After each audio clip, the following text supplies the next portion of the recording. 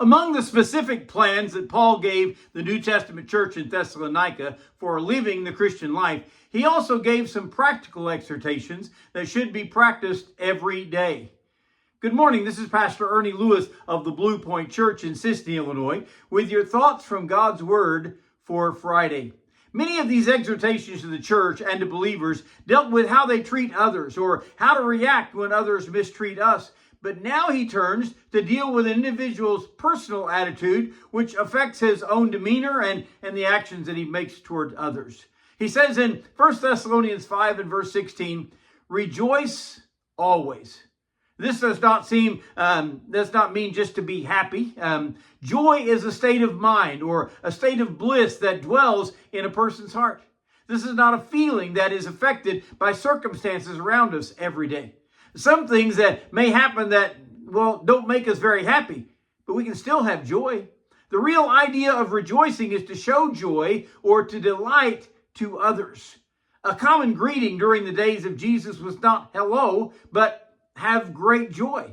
These were the days of great persecution for Jesus' followers, and perhaps some of them were filled with dread, fear, anxiety, or even those opposing them. But the real call is for us to find that joy that may be buried deeply within us.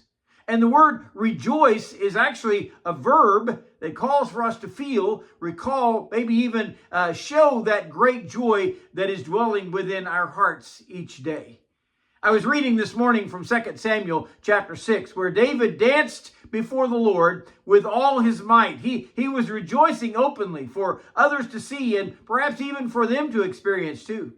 We have so much to rejoice about, and we often miss it, or it gets buried beneath our worry and our fear, some kind of pending gloom and doom that robs us of our joy. We should rejoice that God, our Creator, cares about us so dearly. In Psalm 103, he says, as a father pities his children, so the Lord cares for those who fear him.